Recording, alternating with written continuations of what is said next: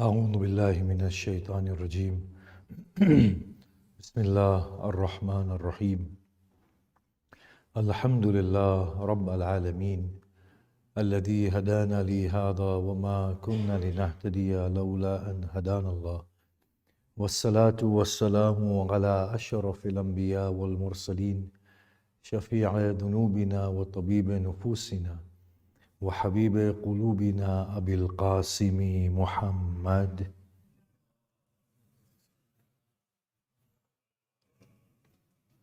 وآله الطيبين الطاهرين المعصومين المظلومين وأصحابه المنتجبين ومن تبعهم بإحسان إلى قيام يوم الدين بسم الله الرحمن الرحيم رب اشرح لي صدري ويسر لي أمري واحلل عقدة من لساني يفقه قولي أما بعد السلام عليكم جميعا ورحمة الله وبركاته أعظم الله أجورنا وأجوركم بمسابنا بأبي عبد الله الحسين عليه الصلاة والسلام. We concluded on this note that the message in reality was not what the Prophet was preaching in terms of the revelation of the Quran. The message in reality was the embodiment of the Quran through the being of the Blessed Prophet. So the Blessed Prophet was the real message that was being imparted. There exists a very intimate and an inextricable connection between the Prophet and the Quran. Now, it is true to say that the people who were around the Blessed Prophet acknowledged his noble character and his noble trait. But at the same time, they did not accurately know that he would become the Prophet, even though they were expecting a Prophet to come. Yet, when the revelation came upon him, they were very quick to acknowledge that yes, he is the right candidate. So, for example, when he confided to his wife, Bibi Khadija, about what had happened in the mountain, he went to her cousin who was a Christian priest, Nestorian priest, Waraka bin Nawfal. And he said, yes, a prophet is or was promised and Muhammad is the prophet. And he went to him and he said, look, these people will drive you out of Makkah.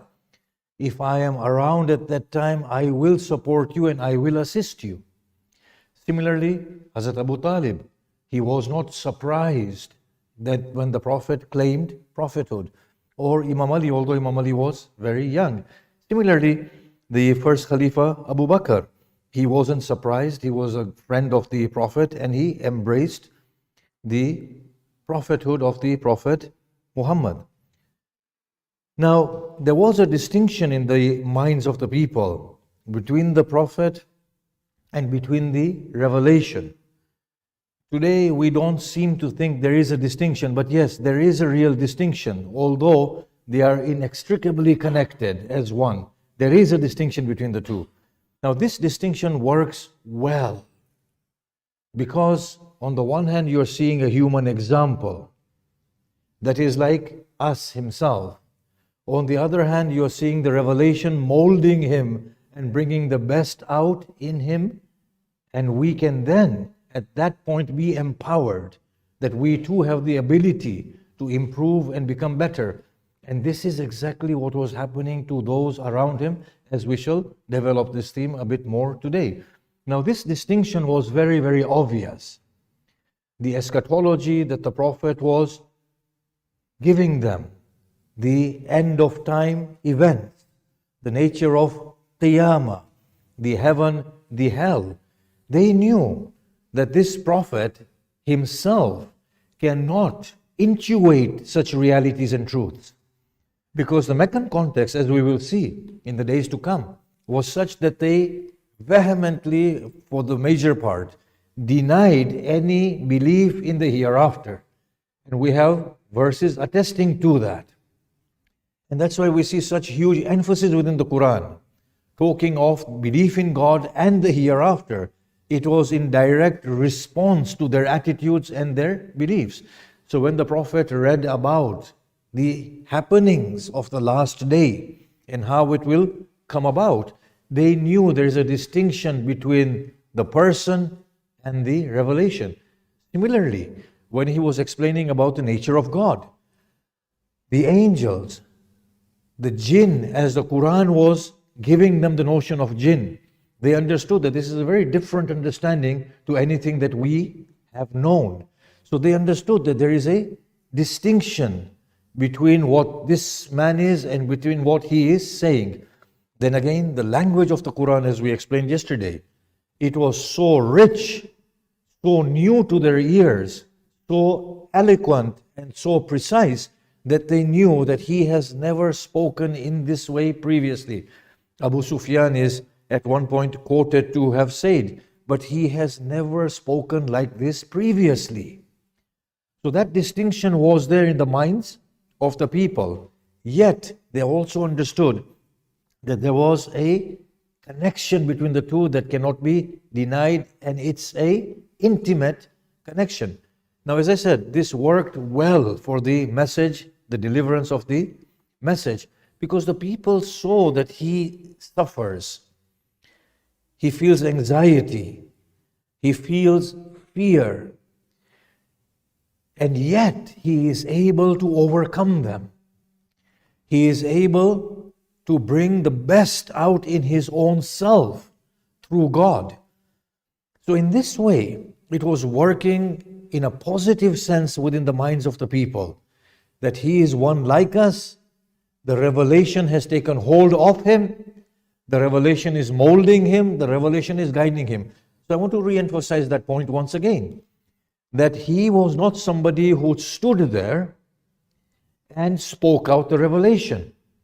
He is somebody who embodied the revelation, because he would say that the revelation is saying, trust in God. And he, despite his frailty, would then trust in God and go forward in the way of God. He would feel fear of the enemies, yet he would say, Allah is the one to be feared no matter what they do. And Allah is not giving me any guarantees that I shall come through this trial. Nonetheless, I will trust in Allah and face their wrath. And he went forward. This was the thing that was the real message, the embodiment of the Quran within the attitude and the conduct of the Prophet. And that is what ultimately got to the minds of the people, that yes, he is a living testimony to the truth that he is proclaiming. Now, even if we say that, and we look at the message of the Quran, we will say, yes, it's a very God-centered message, very God-oriented message. If you look at the Quran, you can't fail to see this from the beginning till the end. God wants the removal of everything and anything aside from himself. Quran is the most God-centered of the scriptures that we have before us within human history, at least those that I have seen. It's a very God-centered book. However, the revelation, the message is God-centered. But go and think about this. The revelation is wholly Prophet-centered. It is centered upon the Prophet in its entirety. You find this thing in the Quran, that it is all about the personal context and the societal context of the Prophet that the Quran is addressing. The Prophet faces problems. Those problems are then remedied by the Quran. The problem faces fear. The verse telling the Prophet to take heart are revealed. The Prophet feels defeated. The verses are revealed to encourage the Prophet upon the path once again. People are his enemies. Tabbat yada Abi Lahabin wa tab comes. That this Abu Lahab, who is giving you so much grief, O Prophet, he will perish. You will prevail. So we are seeing that the Prophet is not somebody who is preaching the Quran. There's something amazing going on here. The Prophet is the vehicle, the medium for the Quran. And now when we read the Quran, we find this verse, Inna anzalnahu fi laylatin mubarakatin. we have revealed it in a blessed night, which seems to tell us that the whole Quran has been revealed in one go. And of course, the Quran uses two different forms of Arabic verbs, inzal and tanzil. Inzal would mean revealed in one go. Tanzil means sequentially revealed. Both of them are being employed in terms of the revelation of the Quran. So we see that the Quran is revealed in one go. Where? Then we see another verse. نزل به روح الأمين على قلبك. Ruhul Amin has descended with the Quran upon your heart, O Muhammad, so that you may be of the warner. So what we are seeing here, and this is what we want to explore now, is that the Quran in an undifferentiated, or let's talk about it in a different language, and Tabatabai explains this in relation to some of the verses that says, and then fassalna, we separated the Quran, i.e. it was revealed as meaning, one full meaning upon the soul of the Prophet, and then gradually it was split, separated into words and verses, and that then was given by the Prophet when the circumstances occasioned it. So on the one hand, we are finding this curious situation that the Prophet has got the whole of the Quran at one shot, and then he himself may not know it, and then he himself is being ignited from within, and he is being reminded and he is reciting it. There's an amazing thing here. Sometimes Jibreel comes to the Blessed Prophet and reads the verses, but at the same time you find this verse, that it is all coming from inside. He has revealed it to your heart, and therefore Jibreel is merely reminding him of what is within him, and that thing that is within him is being shaped and phrased in accordance with the occasions and the challenges that the Blessed Prophet is facing. So the whole phraseology of the Quran, the verses, they are modeled in accordance with the immediate and the broader context of the Blessed Prophet. So the Prophet is the absolute context for the revelation.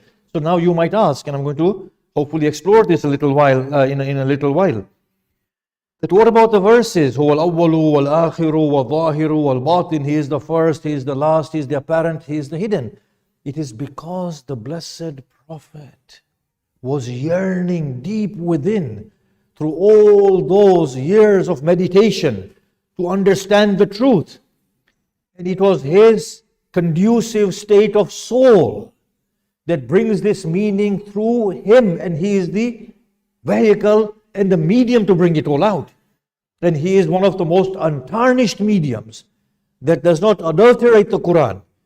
As it is coming, the pure meanings, his heart is not adulterating it, and he is giving it all out.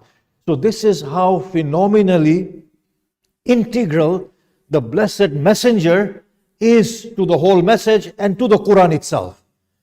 So granted that when the whole Quran comes, it is in an undifferentiated state.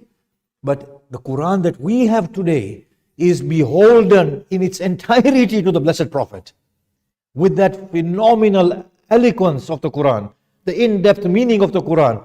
These are all phrased in accordance with what I feel is coming through the condition, the human condition of the Blessed Prophet, and he himself was learning, exploring, and growing through this wonderful truth.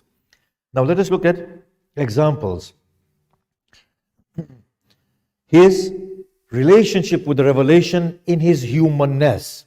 And this is why the Quranic message and the prophetic message has enjoyed such a lot of success, because it has come within a human context. There is humanness about it. So now, this deep connection in which the Prophet was prompting the revelation.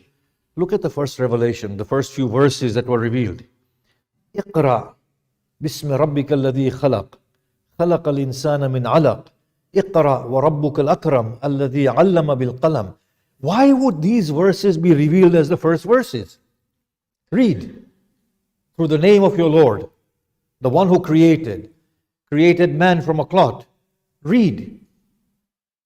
And your Lord is most noble, who taught man by the pen, taught him what he knew not. Now this is the Quran talking about a distant past history of humanity. Now the Prophet's immediate reaction here is, well, I can't read. I know the Shias will get angry at me for saying this, but we already pointed it out yesterday, that the Quran says you did not read anything, you did not recite anything, and you did not write anything with your right hand before this day. So the Prophet said, I cannot read. But why were these verses phrased in this way, if these were indeed the first verses? Is there a possibility that the Blessed Prophet, in his own mind, when he was reflecting, trying to understand the truth, trying to understand, where am I from? What is happening? Where am I going? Why am I here? These fundamental questions that exist at the core of every heart. Was he paying heed to those questions? And in that, thinking we don't have recourse to any knowledge, any books. And we cannot read. We are a people, by and large, we do not read. We do not have any recourse to knowledge. Could that sentiment have prompted these verses and the way they are phrased? Think about this carefully. Why say Iqra to somebody who cannot read, or there is nothing there to be read? You see, look, if the Prophet could read, then the Prophet would have said, bring me the parchment or the book that I can read. Can you see that? What's the point of saying Iqra, read, when there is nothing in front of you to read from? Read what? And who are you? Can you see this? So was it that particular thing inside the Blessed Prophet that prompted the initial revelation to be phrased in that particular manner? I believe it is very possible as we go through this. Now the verses were revealed. And I'll go through these verses afterwards, after these verses, to purify himself and stand in prayer, but he was not told to preach. However, when he was told to preach and proclaim the message, there was a brief pause in which the message stopped coming. Now here, he became perplexed and became worried. Have I become abandoned by God? Has God forsaken me? The Quraysh were taunting him. What has happened to your message? At that point, this surah comes. وَالضُّحَى وَاللَّيْلِ إِذَا سَجَى مَا وَدَّعَكَ رَبُّكَ وَمَا قَلَى. Your God has not abandoned you, and He has not left you alone. It is in direct response to what the Prophet was encountering internally and externally. And then look at this. وَلَلْآخِرَةُ خَيْرٌ لَكَ مِنَ الْأُولَى. The hereafter is better for you than this world. So it's consoling the Prophet. Directly in line with what the Prophet is feeling. And then look at this verse. وَلَسَوْفَ يُعْطِيكَ رَبُّكَ فَتَرْضَى. And afterwards, your Lord will give you to the extent that you will be pleased. So don't worry, you are on a mission that will be successful. These are the psychological states of the Prophet that the Quran is addressing, and it is phrasing itself in accordance with what the Prophet is thinking and encountering. It is very possible that these are the sentiments internally within the Prophet that are prompting the phraseology of the verses of the Quran. How the Quran verses are being phrased. Now look at this. Alam yajidka yatiman fa'awa. So he's consoling the Prophet and reminding him, Alam yajidka yatiman fa'awa. Did he not find you an orphan and give you shelter? So Allah subhanahu wa ta'ala is saying to the Prophet that, look, it was me who was doing all of those things. I was watchful over you. These are not coincidences that were happening. These were planned events in your life. وَوَجَدَكَ ضَالًا فَهَدَى. He found you looking, searching, and He guided you through this revelation. وَوَجَدَكَ عَاقِلًا فَأَغْنَى. He found you poor, in need, and He made you needless through the work and the business that He created for you, and afterwards the marriage with Bibi Khadija. I need to drive home this point a little bit more. Look at the incident when Bibi Aisha went missing. Now, it was not an easy event for the Blessed Prophet. He is a prophet. And whether the Shias like this or not, the Prophet had a special place for Aisha. He did. When we read the history book, he liked her. She was charming, she was eloquent, she was playful, and he liked her company. Now, she goes missing. Tongues start wagging. There is slander, there is gossip, there is accusation. The Prophet is baffled. He is baffled. What to do now? There is no decision that he can take. He has been given the advice, well, if she has behaved like this, and if it's something that you don't understand, the nature of it, and if it is overburdening for your soul, then divorce her. God has given you that option. But the Prophet cannot do that. He is the blessed Prophet. Unlike Moses, who pulled Aaron's hair and beard first and then asked him questions afterwards. Do you remember that incident? Moses just threw the tablets, he grabbed his brother's beard and hair and dragged him in a rage. And then he thought, well, why did you not stop them? Well, you should ask first, right? You shouldn't beat him up first. Ask him first. I'm just trying to, through humor, convey a point of the humanness of these blessed souls, and yet how God honors them in their humanness. In any case, the Prophet, in his humanness, was perplexed. This was his psychological state. Then Aisha goes to her father's house, Abu Bakr. After some time, the history that I've read, after some time he goes and visits her. And he feels a sense of comfort. He feels a sense of relief in his soul. And the verse comes. How is that? And those people who came with ifk, false accusations, لا تحسبه شر لكم. It's not an evil for you, it's good for you. And the one who was responsible will have a share of his punishment. And the verse is in itself, in its own place. But the timing of the verse, that verse could have come much sooner. Why did that verse come after that lengthy pause? Why was it that when he felt a sense of comfort, that's when that verse came? Think about the other verses. The verses of privacy. And the verses of people or Sahaba being a nuisance. They used to go inside his house, just sit there and talk with him and make small talk with him and look at everything around the house and comment. Now, and sometimes they would just go and talk with his wives casually and so on and so forth. Look at the verse. Oh, you, if you are invited to the house of the Prophet, eat and leave. Do not hang about, looking at his pots and pans and making small talks. This is something that is a cause of nuisance. It's a nuisance for the Prophet. It causes him discomfort. But he feels shy in telling you. Yet God feels no embarrassment. Now go away. So the Prophet was given respite from his Sahaba when he felt a nuisance. But the verse came in at that point. Isn't that intriguing? Isn't that intriguing? Or the verse of behind the veil. When you call on to them, speak with them behind the veil. Obviously, the Prophet felt it was undignified, and the Prophet did not know what to do. The verse came. The verse says, speak to them from behind the veil. Be dignified. These people might have intentions in their hearts that might not be wholesome.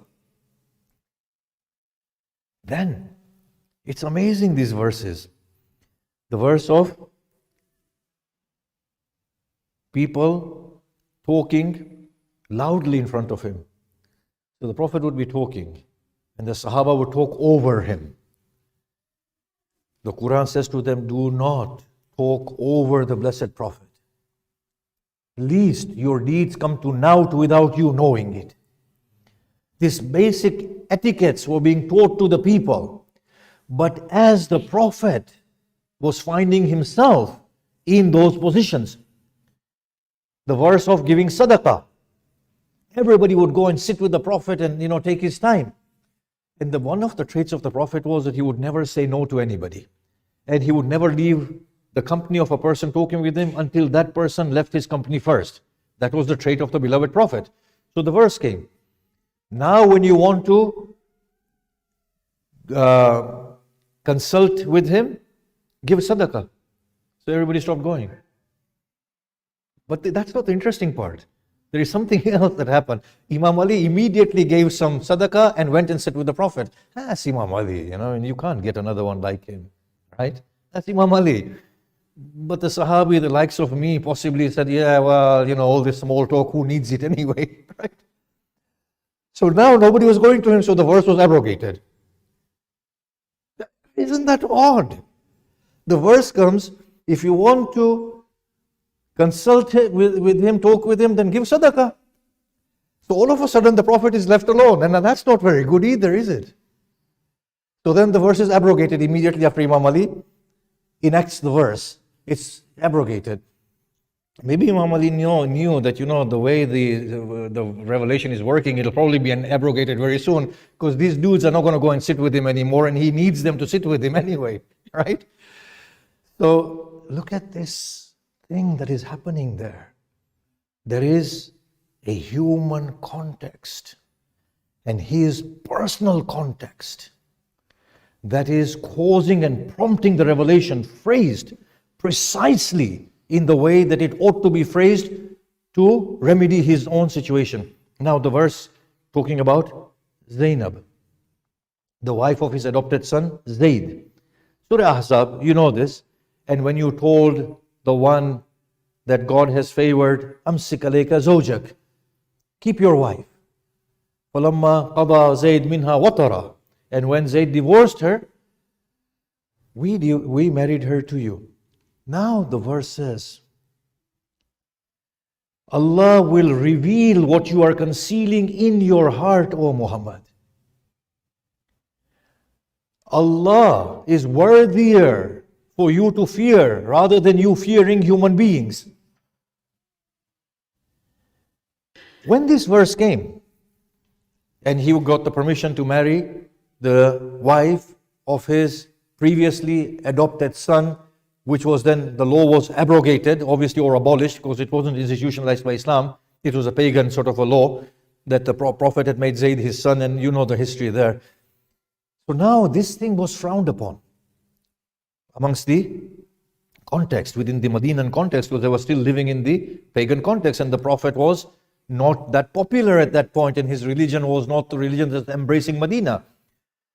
The Quran came and remedied the situation in accordance with the demands of the prophetic personal circumstance. Now you can marry the wives of your claimed sons. Bibi Aisha says here, O Prophet, it is amazing how your God always gives decisions in your favor. Now, of course, being a woman, she was jealous. Now, she was jealous, right? And so she couldn't contain herself, but she made that comment. It is amazing how the Quran always gets revealed in your favor. But that's not the case, because the Quran went against the decision of the Prophet as well. A man came with his daughter to the Prophet, and he said, her husband has hit her. The Prophet then said, let her seek the retaliation. Let her seek justice, qisas. So the man went away. And this verse was revealed. الرجال قوامون على النساء بما فضل بعضهم على بعض.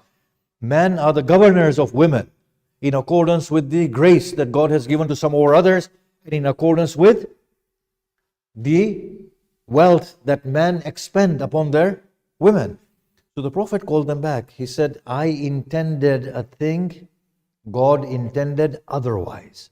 She has no right to seek retaliation or justice, because the end of the verse says, then hit them if they are disobedient or insubordinate, then hit them. There are long discussions on this verse, which we will conduct in a different series of talks at some time. But here, the Quran goes against the judgment of the Prophet. Then again, in Surah Isra, The Quran says to the Prophet, وَلَوْلَا أَنْ ثَبَّتْنَاكَ لَقَدْ كِدْتَ تَرْكَنُوا إِلَيْهِمْ شَيْئًا قَلِيلًا. So the Prophet's eager desire to somehow find reconciliation with the Meccans and the Quraysh, he was being convinced of a certain suggestion. The Quran steps in and says to the Prophet, had we not made you firm, you were about to recline towards them somewhat. And of course, the rest of the verse is very harsh, as you know. But here again, the Quran is going against what the Prophet has decided. But tell me, isn't this the very humanness that we go through? We know for a fact that this is the principle and maybe I should stick to it. However, maybe it is better to, at this point, to relent slightly, to accommodate the other. Aren't these the very processes that go through us? These are the very processes going through the Blessed Prophet. And the revelation comes and remedies them. And then again, the Prophet adjudicated a case in Medina where he falsely charged a Jewish group of people or a household for stealing something that was planted in their house on the weight of evidence. So the Quran comes, Surah Nisa, I believe, and says they were trying to misguide you. Had Allah not intervened? This is again, we can see that the Quran is governing the Prophet. The people are seeing that this is a person, he is taking decisions. He is being rectified. He is saying things. He is being told to say otherwise. It's a very, very real story that is unfolding. He is evolving. He is experiencing. He is being guided step by step. And that was the real model of the Prophet. Then again, we will find in the lectures to come that the main source of income for that time was raids. They would raid caravans. It was a norm at that point. But the caravans that the Prophet raided was the caravan of the enemy, the Meccans. So it appears that the people of Medina were questioning, how can a Prophet raid a caravan? The verses came and said, their expelling you from Makkah is far worse than this. This is in retaliation to that. And therefore you can see that he takes a decision in his humanness. And the Quran comes and justifies it. So they are in sync at that point. Then we see the whole event of Sulh Hudaybiyah, where Umar questions whether he is a messenger or not. So people are seeing this distinction. Is he a messenger because he has given in so much in the Treaty of Hudaybiyah?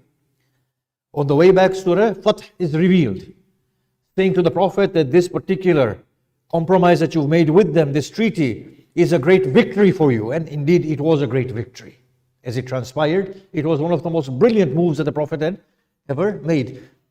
So he did that to the best of his understanding, and it was the most accurate decision. And the Quran comes and justifies it, and the minds of the people like Khalifa Umar are put to rest. And they say Umar regretted that for a very, very long time. But he was definitely afraid that the surah will be revealed against him. That we know from history. Yep. Now we are seeing the steady growth process of the Blessed Prophet. He himself was being reformed. He himself was being fine-tuned at every step. Now, although I know the Shias will fight with me for saying this, but the hadith is there in Majma' al-Bayan. Allama Tabatabai quotes it in his Tafsir al-Mizan. Then Allama Tabatabai gives his own views and says, well, I don't really believe in this hadith because it's inconsistent with the conduct of the Prophet. Now, the Blessed Prophet was eager to preach the message in his humanness. So he found an opportunity to talk with one of the chiefs of Makkah and to express to him what his message was. Now at that point, a blind man comes to the Prophet to consult with the Prophet. Now either that happened or the blind man had come to the Prophet first and he wasn't leaving the Prophet and was talking and talking and talking, and the Prophet saw that this man is standing there and this opportunity will go. Now that is the most innocent thing anybody can do, to turn from one to the other. Can you see that? When somebody is talking with you so excessively and not letting you go, and that is the context. And you're seeing there's somebody else here and this is an ideal opportunity and I may miss out on it. It is the right thing to do. I will not say it is our human condition, but it is the right thing to do as well. It is something that is commendable, that okay, you've been talking for such a long time, let me just have a few words with him, I'll come back to you. Or you have just come, you're interrupting a conversation, let me just finish with him and I'll get back to you. To me it seems that whenever the Prophet was talking with somebody, he would not leave them until they finished and then he would turn to the other one. So it seems more likely that the Majma'ul Bayan account is right more than the account that some of the other narrators are giving within our Sunni books. So there's the blind man. He's talking with the Prophet. Now, he's continuously talking with the Prophet and the Prophet sees an opportunity in front of him to talk to a chief or a high-ranking person of Makkah. So he turns to that person slightly, maybe appearing to ignore the other one. These verses are revealed. Abasa wa tawalla. He frowned and turned away. And ja'ahu al-a'ma. That the blind man came to him. Now, it is amazing. How could you know? Perhaps he would cleanse himself, or he might be mindful and good counsel might avail him. Now, he who waxes indifference, you attend to him, though you are not to blame if he would not cleanse himself. But he who comes to you running, and he fears Allah, you pay no heed to him. No, indeed, this is only a reminder. So whoso wills may give heed to it. Now, what a phenomenal message this was. Think about this. The Prophet, like any of us, was saying, look, this is the message of God. If this guy gets converted, the whole community comes with him. Right? Allah is saying, no. How? This is a message, it's an admonition. For whoever wants to take it, they will take it. Your criterion, O Muhammad, is not the powerful and the influential. Your criterion is simply whoever wants to come to Allah, bring them. And let's leave the rest to me. And I have read somewhere that wherever this blind man would come to the Prophet would smile and say, welcome to the one through whom God taught me through his verses. The Prophet would say to that man, welcome to the one through whom God taught me and brought me to another pedestal of understanding. What a phenomenal message this is. Now imagine how that would impact the mind of the onlooker. That wow, he turned away from the blind man. And immediately the verse was revealed. Abasa wa tawalla an ja'ahu al-a'ma wa ma yudrika la'allahu yazakka. That then in the minds of the people stamped the truthfulness of the Prophet. That if he was not the messenger, he would not be so sincere and innocent in repeating these verses. He would cover his back. And why would anyone who is a pretentious person want to speak against his own self with such eloquent verses that are taunting him himself? Can you see that? So on the one hand, the Prophet was being educated that worry not about the powerful, about the wealthy, about the affluent. Preach the message to whoever wants to listen and come towards God. The criterion is not worldly possession. The criterion is the sincerity within the souls and the heart. That is your criterion, O Muhammad. Go forth with that and don't worry. So it was having several different levels of impact. One, it was then refining the outlook and the attitude of the Blessed Prophet. Because when you see him towards the end, he is so confident that he's not going to budge to power or to wealth or to affluence or to influence. He would not care. But these are the beginning days of the revelation in Mecca. When you see him in Medina, you find, wow, he doesn't have any of these things anymore. But in the beginning, you find them. And he's evolving and growing. And that's why this is the living message. So he had anxiety. He had worry. He had maybe certain misgivings. All of them are addressed by the Quran. The Quran says, "O Muhammad, had Allah wanted, He would have given them all their guidance. Why are you so restless in trying to guide them? If God has destined not to guide them, why are you losing sleep over it?" Can you see this? The Prophet stood at the grave of the hypocrites and sought forgiveness for them. The revelation comes, don't stand at their graves. Even if you seek forgiveness 70 times, God will not forgive them. It shows these dynamics. It's so beautiful. And then the Prophet said, I wish God would have told me, ask forgiveness 70 times and I will forgive them. And I would have gone to each grave. So here he is showing his own judgment. I wish God had done this way as opposed to that way. It's very inconsistent with our naive understanding that the Prophet would get the verse and would not think anything and say, yes, I'm going to follow this. No, he is feeling that I wish God would have told me to pray for them 70 times and I would have prayed for them, as opposed to telling me don't stand there. Isn't that phenomenal? He is expressing, and there you can see the distance between him and the revelation of a sword. But the thing is, his own personal traits were not instilled in his being by the Quran. His personal traits were his own personal makeup that the Quran uses to the advantage of the message. It says to the Prophet, had you been hard-hearted and harsh, they would have dispersed. Because the Prophet was soft. He was very soft-hearted, very caring, very forgiving, very loving. So the Quran says, "O Muhammad, had you been hard-hearted and harsh, they would have dispersed. Rather, look away, pardon them, forgive them." That was how the Prophet was, and that's why he was the ideal candidate. These moral traits of the Prophet were not instilled within him by the Quran. They were his predispositions, that the Quran uses it to the best of its ability to propagate the message. Then, the Prophet's impeccable virtues. إِنَّكَ عَلَى خُلُقٍ عَظِيمٍ. Indeed, you are on the peak of noble traits. The Prophet had them. The Quran uses them. وَمَا أَرْسَلْنَاكَ إِلَّا رَحْمَةً لِلْعَالَمِينَ. We have not sent you save as a mercy for all people.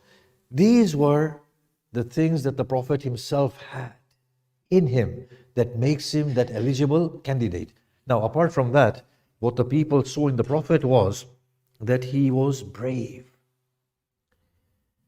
He was somebody who would not relent when the command of God came. He stood firmly. He was truthful, charitable, honorable, kept his word, courteous, very, very forgiving and very kind. He had all the traits that you would look up to. All of this put together made the Prophet what I think is termed in the Quran as the uswa, the role model.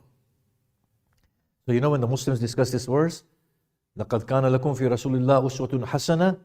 Indeed, for you, within the messenger of God, is a prime example for you to follow. What they feel is, the prime example is how the Prophet was being led in his decision making through the Quran. I don't feel that is the case.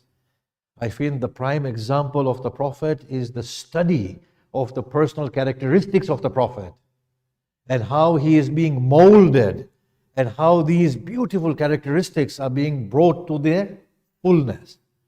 And the Quran cannot be studied in isolation of the Blessed Prophet. It has to have the Prophet as an integral part of studies. It cannot be separated from the Blessed Prophet. So the uswa of the Blessed Prophet is actually the whole being of the Blessed Prophet, how he has evolved and how that has become a message for us to embody. We come to the discussion of Karbala now.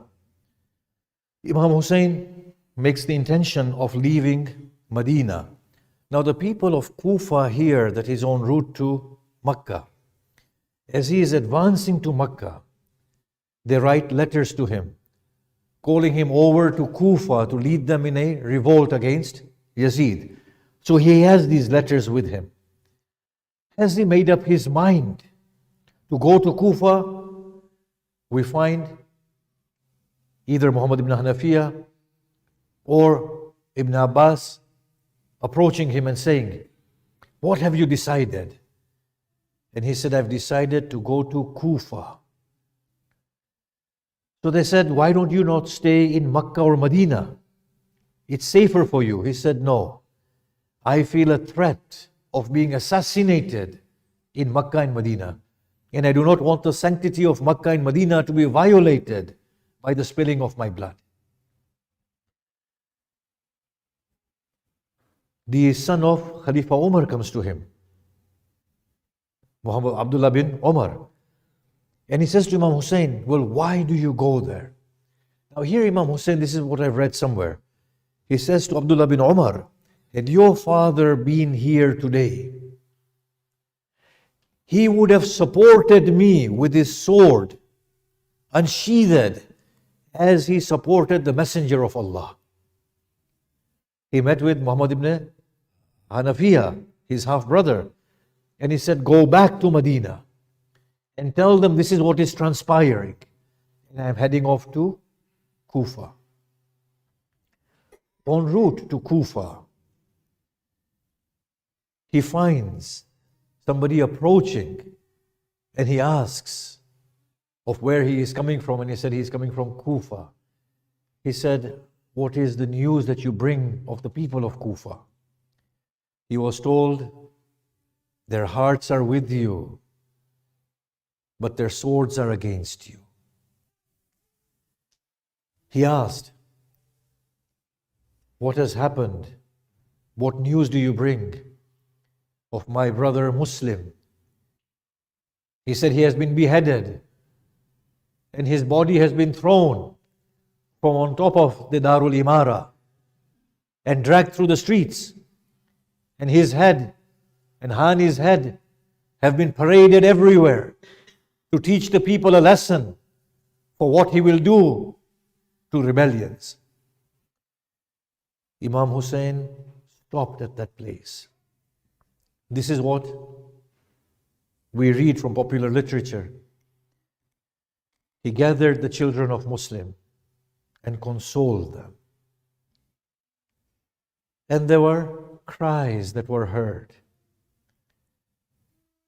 And as he consoled them, the word yatim was heard. He called for the little children of Muslim.